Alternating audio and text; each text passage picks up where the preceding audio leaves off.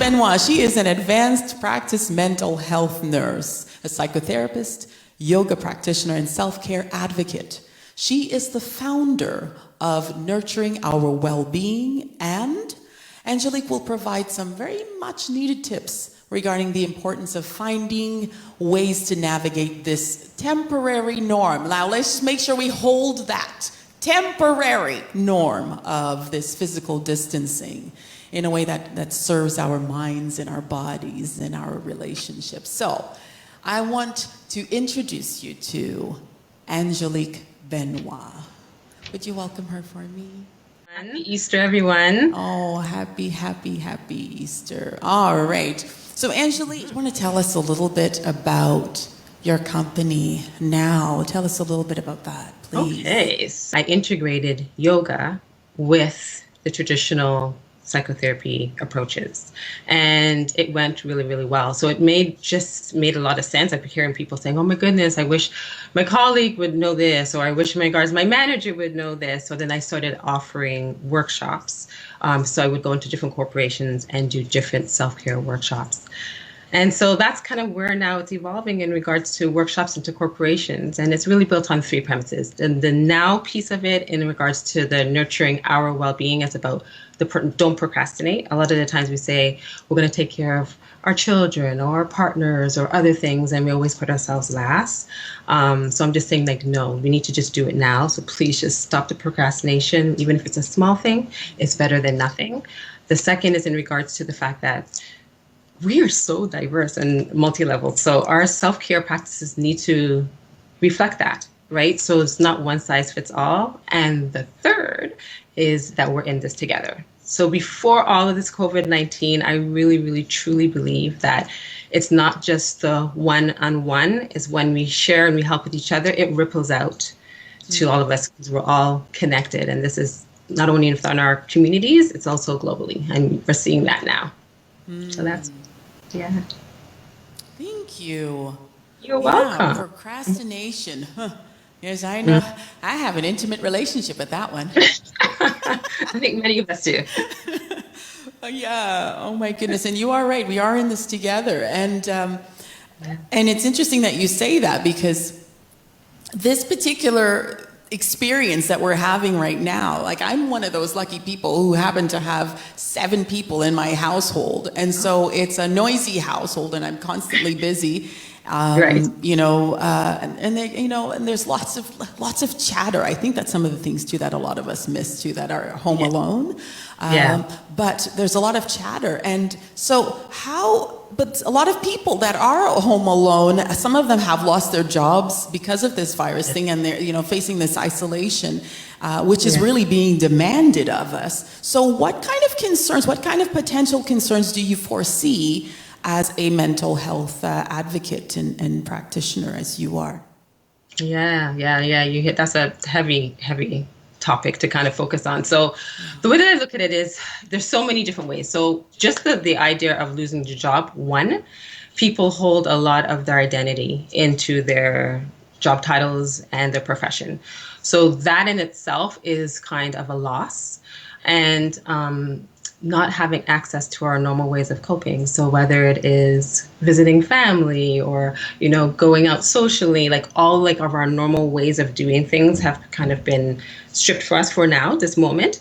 So it's going to make it even more difficult. So what I worry about and what I'm hearing from people across the board of different age ranges is this idea of hope, like in regards to losing hope, because there's no end date to a lot of this. Right? So that is one of my concerns. And so this is the reason why I'm thinking mindset is key, right? A mindset in regards to whatever heartache, loss, pain point that you've experienced previously. These are the times that you need to really, really acknowledge your resilience and come together in different ways, right? Because if you look at it, if you take away or put it in a fragmented way in regards to all of the negative things that we're hearing on the news and all the frightening things that we're hearing in the media. Right. It's not just to dismiss it, but it's also a lot of good that's happening. People are connecting in ways that we've never heard of before, right? There's like a global meditation, there's a global prayers, there's different groups coming out now wanting to really give what they have to offer for free or sliding scales, because they're really building this compassion now, as a whole, as a collective. So it's about, my worries is that they don't see those things, because now they're not opening their eyes and their heart to kind of see that. So that is what I have a concern in regards to about, and that they feel that right now is the concern. The concern is not right now with the COVID-19. It's also afterwards, right? There's going to be a transition piece going back into work, or perhaps in regards to finding a new lines of work. And maybe this break of losing your job, you realize, and you know what? There's this is a transition point for me. This is where I'm going to pivot into something else and doing something else. So yeah, I hope I answered your question.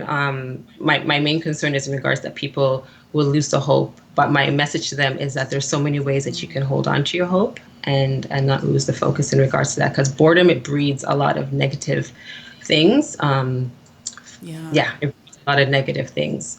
And in regards to like the LCBO still being open, as a mental health advocate, I'm concerned in regards to concurrent disorder, in regards to substance use, right? A lot of people would rely on a quick fix in regards to that. You know, the domestic violence in regards to frustrations of being in areas now that you usually don't spend a lot of time with partners to that extent, right? All of those type of things. That is so true. Yeah. That is so true. I found it actually quite funny when I saw that it was written off as one of the essential stores that needed to stay open. I thought, okay. Well, then again, you know what? I'm not a drinker, so I understand. I mean, but for people that drink socially, I can understand being able to have a glass of wine. But there are people that don't really also know how to handle having more. Or using it as a pacifier, right? It's interesting because I had seen this, a friend of mine called Michelle Trugy. She sent me this article with this lady, this novelist, I think it's Francesca Melandri or something like that. Anyway, she kind of goes through this range of emotions that people feel. Because she's in Italy and then experienced a whole bunch of these different emotions, and like, oh my goodness, one of the major things that we're going to be dealing with is overeating.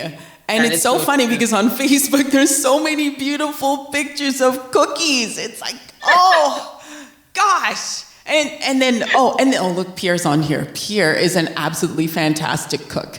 And all of these amazing pictures of just showing everybody all these yummy things. It's like, anyway. But that's one of the things we do. It's like, I'm just going to eat my feelings right now, Let me just eat my feelings. But there's a huge connect with food and mood, right? It's comforting. Oh, depending gosh. On, usually it's not the healthy stuff, but yeah, definitely. That's another one. Yes. So last week I shared, something that was going on with me in terms of a disorder that was happening for me. And one of the things that I have found is that we tend to be afraid to tell people that we are suffering. Mm-hmm. And, we're just putting on this brave face, like, okay, I got it all together. Listen, I have it all together, okay? Okay? While we're just completely falling apart at the seams. And because there's this stigmatization about mental health and mental illness, really, not mental health, but mental illness. There's a stigmatization about that. So how do what can we tell people who are afraid to say, to talk about their mental health struggles? Right. Well, the main thing is because sometimes when they're in that place, they feel very, very alone. So we're talking about isolation.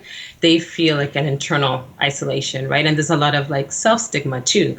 And that's just based on regards to how it's been presented, right? In different mediums, whether the movies, in regards, even in our own in families, right? A lot of times it's the hush hush, it's the family secret. So you kind of grow up to believe that this is something that shouldn't be spoken about, right? So just the idea of having somebody ask you about in regards to experiencing and mental health problems. And I like to look at it in regards to one of the things when doing the workshop, you talk about mental health problems as opposed to necessarily mental illness, because it's a broader spectrum, right? So there's a lot of us suffering in regards to things as maybe it's not diagnosable, but it's still impacting our function, right? And so what I ask them is, one, you're not alone.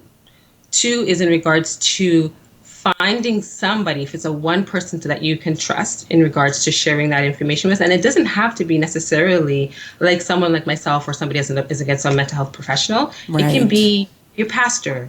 It can be, for the youth, I say, in regards to someone in your school guidance counselor. It could be your coach. It can be a friend, right, who can then guide you and support you in regards to finding the right people, right? It's no different from a physical illness, like diabetes, for example, or cancer. Like you would never really hear, or I shouldn't say never. It's more rare that people would keep that private. Right. Right. That's true. Because it's totally true, right? It's shown time and time again, right? There seems to be this idea that there's when you have a mental health problem or you're diagnosed with a mental illness, that there's a weakness attached to that, right? Or an incompetence. I see that a lot in regards to the workplace where it's private and it's not until on the break they come say something privately or after the workshop, or they connect with me afterwards. And it's because there's no culture within the workplace to talk about that, right? So what to do is to find that one person, right? And that's once again, it's about really checking in regards to what's your biases, because we all have biases.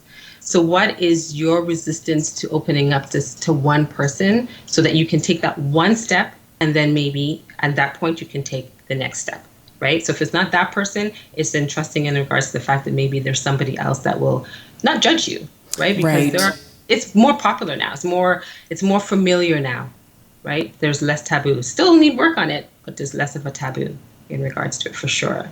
And I think that that's a good thing. I mean, thank goodness for that. Yeah. Gosh, we need to outgrow those stigmas. Everybody goes through something. Everybody. Yeah. And when somebody tells you that they have it all together, they're lying. Yeah. They're probably the most terrible. Yeah. No offense. You just look at the stats, right? You look at the stats. Like there's just chances are that you know somebody, if you're not yourself, it's somebody you know. And then when it happens to that one person, it doesn't stay with that one person, right? No. There's that, once again, that broader impact. Because if there's somebody in your household that has a mental illness issue, it's not only with them. They're not the only ones who's struggling, right? All the people that you're surrounded with, all the people that love you, right, yes, are going to be struggling and being in pain too, in different degrees, right? It's so true. We just had a nice little comment there. I love that comment. It's just had a sobbing session with Andrea Bocelli.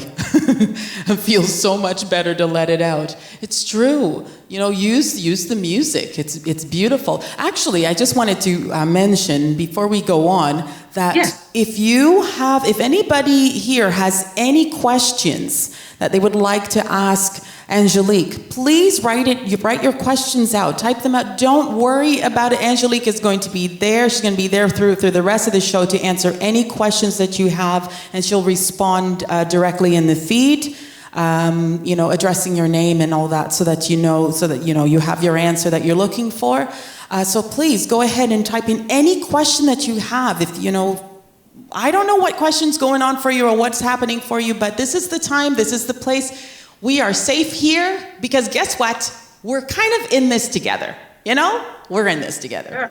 For sure. And I apologize in advance if I don't respond right away, because I'm just trying to stay focused, but I definitely will respond. Absolutely. And, so then the very last question I think we have is basically tips, and Marianne addressed that so beautifully already. How do we cope with this isolation? If you have any recommendations on what we can do to cope. Definitely. Oh my goodness, there's not enough time. There's so many different things that you can do, right? One of them is in regards to, I know sometimes people feel like, it sounds too puffy in regards to journaling, right? So for journaling, for men, sometimes it's in regards to, we call it agenda writing. Is that right? The semantics of the words, it sits better with them, right? This to write down in regards to your thoughts, right? Write down in regards to the things that are not sitting well with you. Because there's something about the process of writing. So sometimes people say, oh, well, can I type it out? Typing can, but there's something about the actual writing. And that's shown in the research that impacts the way that you process something. So writing it down, but you can also incorporate in regards to like, what things are you grateful for, right? Because we have a lot of mind traps, right? A lot of distortions in regards to the way that we're thinking. And sometimes we can catch those in the way that we journal. And highlighting and having an intentional way of capturing the positives that's happening in our day can really, really impact in a big way. Seems like a small thing. Usually people dismiss it, but it's a big thing. Another thing that you could be doing is in regards to, and I'm seeing here that something's coming up, so that's really good. I talked about it already in regards to thoughts, right? Be aware of our thoughts. We all have them. So if you check out, you can even like Google that in regards to cognitive distortions. You can go on my website and the resources and you can see in regards to it. It talks about in regards to we all have them. And that's normal. But what happens is that when we get fixated on it and we can't move past that, that's when it becomes concerning. And you had asked a question previously in regards to being home alone in isolation and not having work. That is really hard because we don't have our normal distractions. Sometimes our work day for people is the distraction, right? Your work, you're focusing, you're interacting and everything like that. And then you come home, you do whatever. If you're a parent, you do the parent thing. And then at nighttime, people have a lot of difficulties falling off to sleep because you're alone with your thoughts, right? And now you have all day, right? The person has all day to be alone with their thoughts. So pay attention to that, right? Our body talks. So pay attention to that and to learn ways to kind of challenge them, right? In a non-judgmental way. The third thing that I would like to say in regards to it is also in regards to have some type of mindfulness practice. So for some people, they might be like, what is mindfulness? It's just about setting an intention of you being present. A lot of the times we're on like autopilot or we're thinking about things that's happened in the past, just being in the moment. And it's very different from meditation. Meditation is another thing that I would suggest, but mindfulness is about being in that moment. So whether it is you're eating, you're in that moment of eating, right? If you're washing the dishes, you're in the moment of washing the dishes. So it kind of takes off the autopilot. Research has shown in regards to that really changes the way our brain functions. It changes in regards to the different chemicals that are released in our body. And this is the thing about mental health and mental illness. We cannot just see it. So a lot of the times people are like, well, I don't notice anything right away, right? And we are in this culture of, I want to feel results like immediately. Like if I have a headache, I take it out and I want the headache to be gone. And then that's it. I'm with you on that. Yeah, right. But when you go to a lot of these strategies, it's about the commitment and building a practice. That's why it's a healthcare practice. You have to see, and then eventually you'll see the changes in regards to it. Another one, and I don't know if I'm going in order in regards to what's showing up inside, but I'm just going off of what I know and was sharing, is your breath. And so many times people will like, breathing? Like, Angelique, really? Like, and I'm like, yes, there are so many types of breathing techniques. There is breathing for anxiety, for symptoms of anxiety. There's breathing for somebody who's getting angry, a lot of frustration, anger outbursts. Is breathing for those who cannot sleep, those who are sleeping too much and feeling lethargic. Like, there's so much. So you have to know what's showing up for you. Be honest with yourself. And be open to trying something new. You have nothing to lose. So learning different breathing techniques in the morning to start your day off, and then at night to help you go into a better quality of sleep is something I would recommend as well.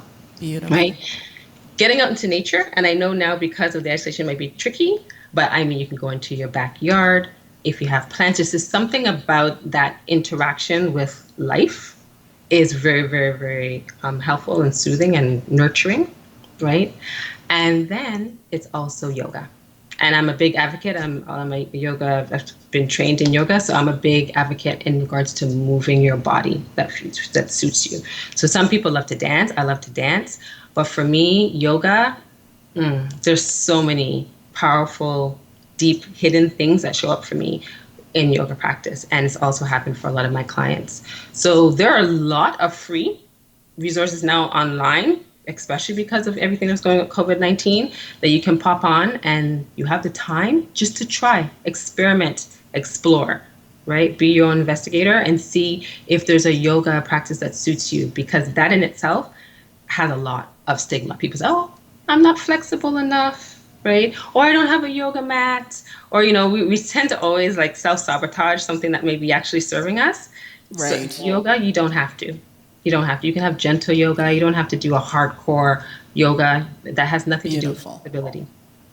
Beautiful. Yeah. Thank you. Thank you. I hope you're getting lots of tips out there. And again, if you have any questions that you would like to ask Angelique, please go ahead and write them down. I'm going to get into some singing in just a few. But I'm just going to ask Angelique to do one more super short thing, and that is just to give us a very quick breathing exercise that we can have maybe in the mornings and the evenings to kind of get us through this. So if you have a quick practice that you can... Definitely. Yeah, so please. One of them I would say is in regards to you sit on the edge of your bed, and this can be first thing in the morning, going to bed, before going to bed. You can do it lying down if you're for the bedtime routine, but it's about taking a deep breath in and really focusing on the base of your tongue. I know it sounds so odd.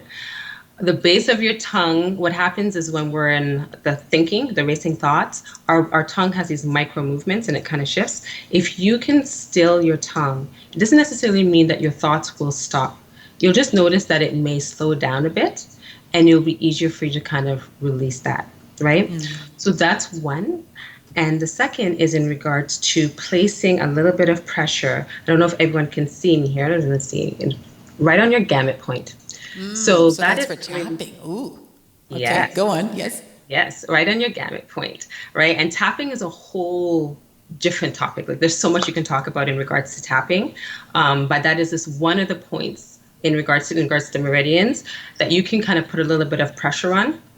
And you can just put it onto your heart in the mornings. You can take a deep breath, like I said, focusing on the base of your tongue, and just slow your breaths down in regards to starting to breathe from your stomach all the way up in the midsection, all the way up into the upper section, and then releasing it from the top, in the middle, and then lower. Because a lot of the times we're in constantly in regards to this sympathetic kind of, fight and flight and freeze. So our breathing is not complete. And when you do that with your abdominal breath and those other 2 points, it allows the parasympathetic nervous system, so the rest and repair, to just kind of come into play. And we need that. We need to soothe our central nervous system. We're always in this environment, even collectively. Yeah. We feel each other's energy. Like I see it in regards to with my child, we feel each other's energy, right? Absolutely.